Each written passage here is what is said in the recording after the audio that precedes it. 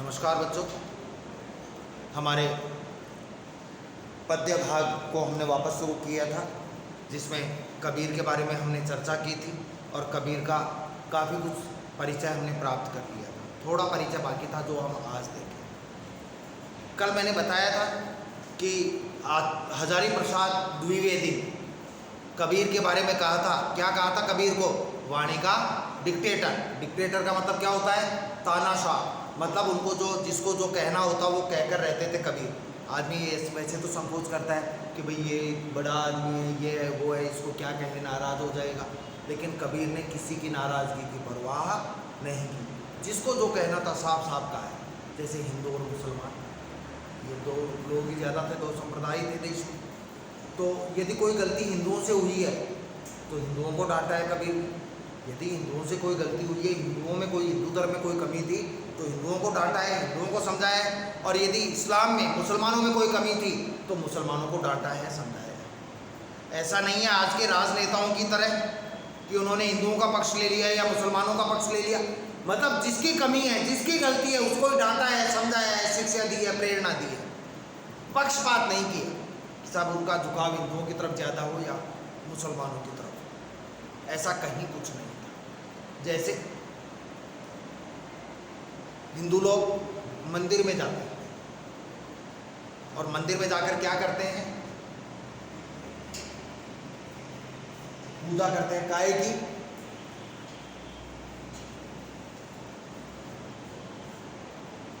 मूर्ति की पूजा करते हैं। मूर्ति पूजा करने वाले हैं। भाई मंदिर में तो भगवान क्या होते हैं? मूर्ति को ही भगवान मानते हैं, उनके आगे हाथ जोड़ते हैं। लेकिन कबीर जो थे, क्या धुआं उठ रहा है क्या? कबीर मूर्ति पूजा,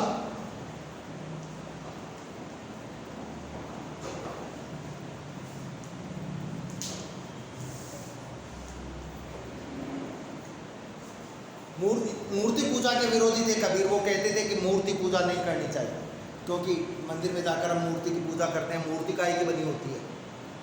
पत्थर की। तो वो मूर्तियों को पूजने के घोर विरोधी थे। वो कहते थे, हिंदुओं को समझाते थे, डांटते थे, पाहन पूजे हरि मिले। हिंदू यदि पाहन को पूजने से, पाहन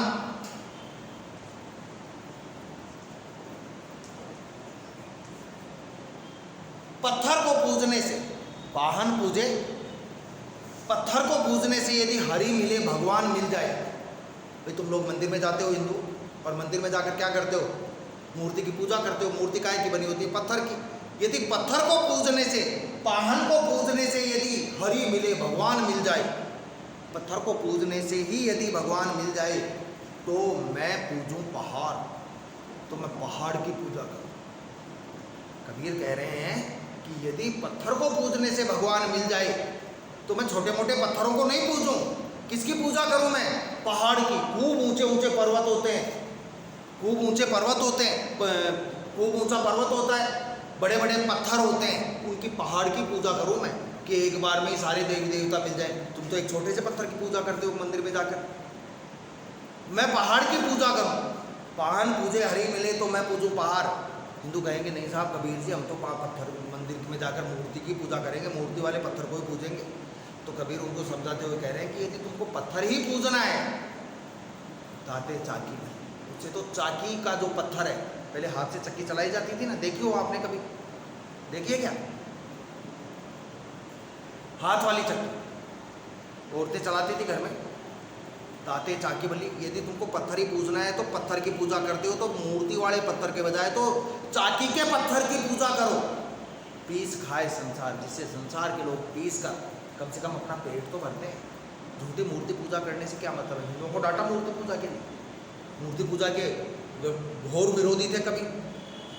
अब हिंदुओं को डांटा मूर्ति पूजा के लिए तो मुसलमान बड़े खुश हुए कि देखो बढ़िया किया, इनको डांटा हिंदुओं को, मुसलमान बड़े खुश हुए। लेकिन कबीर तो कबीर थे साहब, सही को सही कहने वाले थे। इसीलिए एक क्वेश्चन निकलता है बड़े एग्जाम्स में, सिद्ध करो कि कबीर कवि नहीं समाज सुधारक थे। क्योंकि कबीर कवि होने के साथ साथ ऐसे उपदेश देते थे जिसमें समाज में भी सुधार होता था। समाज की कमियां, अवगुण, दुर्गुण, बुराइयां वो दूर करने की कोशिश करते थे। मुसलमानों को भी नहीं छोड़ा। मुसलमानों को कहा, मुसलमान कहाँ जाकर करते हैं इबादत? मस्जिद में। मुसलमान कहाँ जाकर पूजा करते हैं? कि कहाँ जाकर इबादत करते हैं? मस्जिद। तो मुसलमानों को भी नहीं छोड़ा कभी। क्या कहा मुसलमानों को? कांकर पाथर जोड़कर कि ये मुसलमानों, तुमने कांकर, कंकर, कांकर यानी कंकर, पाथर पत्थर, कांकर पाथर जोड़कर, कंकर और पत्थर जोड़कर क्या कर लिया तुमने? मस्जिद लई चिनाय, मस्जिद चिना ली, मस्जिद बना ली। कंकर पत्थर जोड़ जोड़कर तुमने क्या कर लिया? मस्जिद का निर्माण कर लिया। मुसलमान मस्जिद में ही जाते हैं नमाज पढ़ने। कांकर पाथर जोड़कर मस्जिद लई चिनाय, मस्जिद बना ली तुमने।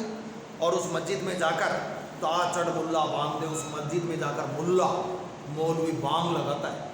बांग लगाना जानते हो? तेज आवाज में बोलता है, बहरा हुआ खुदा है क्या? तुम्हारा खुदा है, अल्लाह है जो बहरा है क्या? इतनी तेज आवाज में क्यों बोलते हो? क्यों चिल्ला चिल्ला कर बोलते हो? बहरा हुआ खुदा है क्या? तुम्हारा खुदा है जो बहरा है क्या? क्यों इतना तेज चिल्लाते हो? और आजकल के मुसलमानों ने तो और भी तरक्की कर ली भैया, माइक वाइक लगा कर बोलते हैं। यदि तुम्हारा अल्लाह है तो इतना तेज क्यों बोलते हो? मन में ही बोल लो, बहरा है क्या? जो छापा तिलक करने वाले थे ब्राह्मण लोग, पंडित लोग तिलक वगैरह लगाते थे, तो उन्होंने भी मना किया। उन्होंने इसके लिए भी मना किया कि तिलक लगाने से क्या होगा? केवल तुम दिखावा करते हो। कुछ लोग माला फेरते हैं, माला फेरने पर भी कटाक्ष किया उन्होंने कि माला फेरने से भगवान नहीं मिलेगा। यदि तुमको फेरना ही है तो माला की जगह क्या फेरो? अपने मन को फेरो। मन में जो कमियां हैं, अवगुण है, दुर्गुण है, बुराइयां हैं, इनको दूर करो। माला फेराने से कुछ नहीं होगा। माला फेरत जुग मुया, माला फेरते फेरते संसार मर गया। फिरा न मन का फेर, मन का फेर नहीं फिरा। यदि इंसान तो कुछ करना चाहता है तो मन का फेर, अपने मन रूपी जो मोती हैं इनको फेर, अपने मन को बदल। समझ में आ गया? कबीर ने सबसे अधिक बल दिया है काय पर?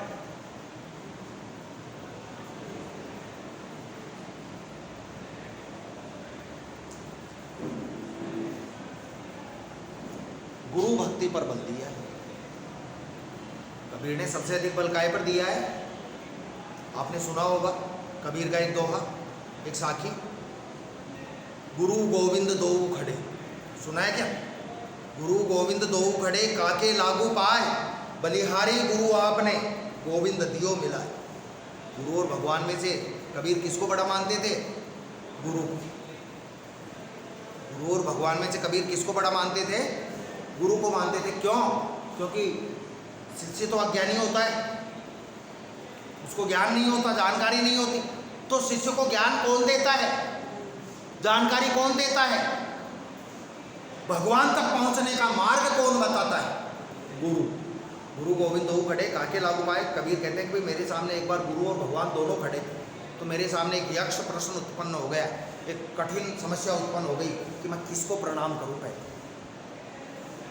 क्योंकि एक तरफ तो गुरु जी और एक तरफ खुद भगवान।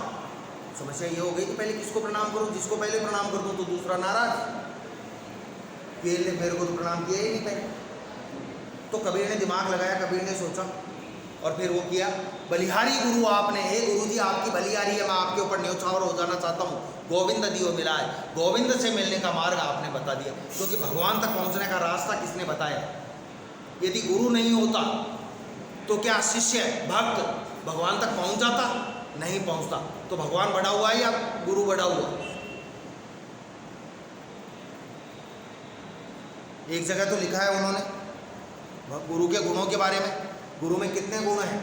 गुरु के गुणों के बारे में कबीर ने लिखा है कि यदि जंगल के जितने जंगल में पेड़ पौधे हैं, इन पेड़ पौधों की तो कलम बना ली जाए।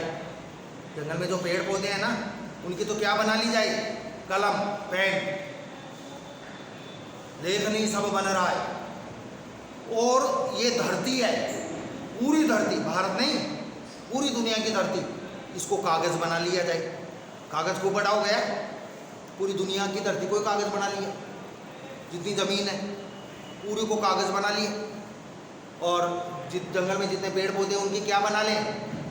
कलम बना लें, पेन बना लें। कागज भी हो गया, पेन भी हो गया, अब काय की जरूरत है? स्याही की।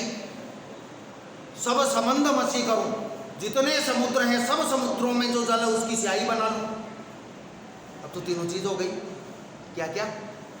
कागज़ भी हो गए, पेन भी हो गए, और पेन में डालने के लिए स्याही भी हो गई। कागज़ तो काय को बनाया? संपूर्ण धरती को। और पेन काय को बनाया?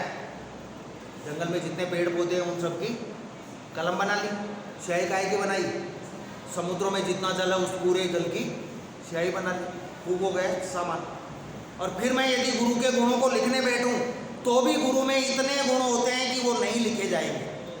ये कागज़ धरती रूपी, जंगल रूपी जो कलम है, वो समुद्रों की स्याही सब कम पड़ जाएगी, फिर भी गुरु के गुणों को नहीं लिखा जा सकता। समझ में आ गई क्या बात है? कबीर की प्रमुख जो एक रचना है, एकमात्र रचना, आश्चर्य होता होगा तुमको, कबीर अनपढ़ थे फिर भी कबीर की एक रचना है जिसका नाम है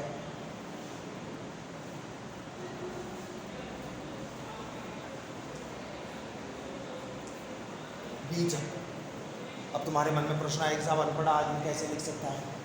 ये बात सही है, कबीर वाकई अनपढ़ थे, बिल्कुल निरक्षर थे, कुछ भी नहीं आता था उनको।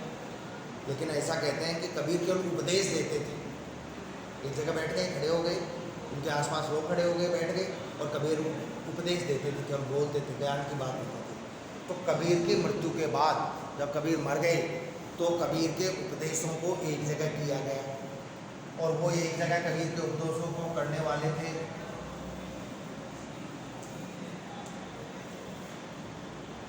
धर्मदास।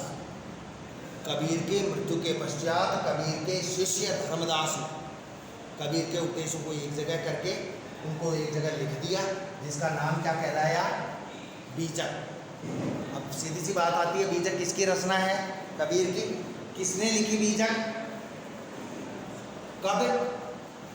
कबीर की मृत्यु के बाद। तुम लोग सहयोग करो नहीं, मैं क्लास में नहीं बैठने दूंगा। तुम तो ऐसे बैठ जाते हो जैसे कोई एक ही बैठक में आए हो। बस अब तुलसी मिली, तुलसा जी दी तुमको और तुम रवाना। कमी एक ही है कि रोते रोते नहीं आए, वैसे बैठक में जाते हैं रहे तो थोड़ा नाटक करना पड़ता है। बिल्कुल सहयोग करो थोड़ा, नहीं तो मैं अलाउ नहीं करूँगा, मना कर दूंगा नीचे कि नहीं बैठा हूँ भाई। समझ गए? बीजक कबीर की रचना का नाम क्या है? बीजक। किसने लिखी? धर्मदास ने। कब लिखी? कबीर की मृत्यु के बाद। ठीक है, ये हमारा कवि परिचय लगभग पूरा हो गया। अब इसमें ऐसा करो आप, एक इनकी ध्यान रखना, इनकी मृत्यु, कबीर का जन्म तो कहाँ हुआ था? लहर तारा। और इनकी मृत्यु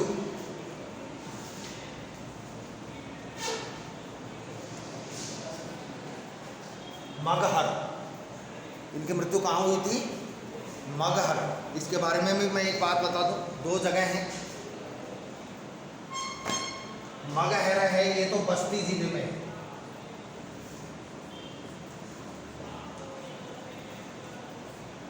कौन सी जिले में? बस्ती जिले, बस्ती जिला यूपी। और इनके जन्म की बात बताऊं, इनका जन्म हुआ था